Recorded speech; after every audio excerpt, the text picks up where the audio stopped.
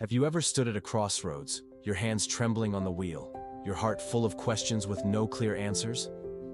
Have you ever felt like every path ahead was shrouded in fog, uncertain and unclear, and all you wanted was to stay still, frozen, just to avoid making the wrong choice? That's when God whispers, "Take a step." Life is full of intersections, moments where we're asked to choose, to marry or not, to go or stay, to continue or let go. These decisions may seem small, but they hold the power to alter our destiny. And in those moments, the fear of making a mistake becomes the very thing that paralyzes us. But if you're waiting for a giant neon sign from heaven, a voice in the thunder, a dramatic confirmation before you move, you may never move at all. God doesn't always shout through lightning. Sometimes he whispers in the breeze, and his path is not always the grand paved highway.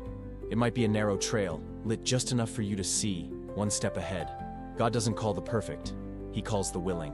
Abraham didn't have a map. God simply said, "Leave your country and go to the land I will show you." Will show, not have shown. Abraham didn't know the destination, he just knew who was leading him, and that was enough. Imagine driving at night.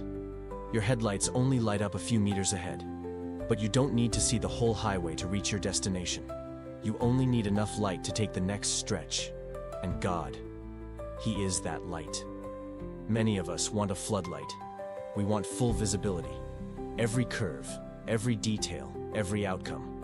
But God doesn't work like that. Because if you saw everything ahead, you'd no longer need to trust him. Maybe you thought you'd be successful by 30, but God uses year 31 to lead you into the desert, not to punish you, but to prepare you. The desert doesn't destroy you, it teaches you to depend. You might feel lost, but God never is, and he's still steering. There's a short story you may have heard. A boy stands in a foggy forest and says, "I can't see the way." The horse beside him asks, "Can you see your next step?" The boy nods. The horse replies, "Then take it." That's all you need today, not the whole plan, just today's obedience.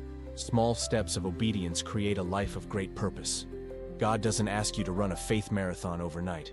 He just wants you to step out of the boat, like Peter, walking on waves, eyes fixed on Jesus, feet unsure but moving forward.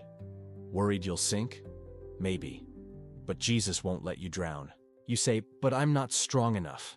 That's okay. Strength isn't the requirement. Faith is. You say, "I'm afraid." God never said you had to be fearless.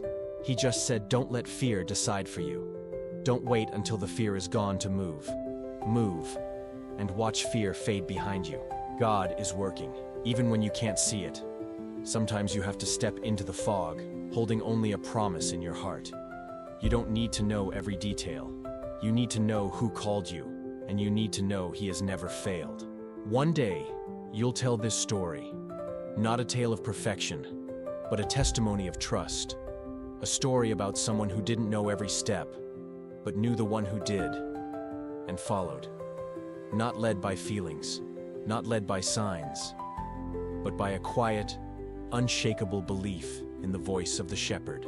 And at the end of that road, you'll see, it was his hand that led you all the way home.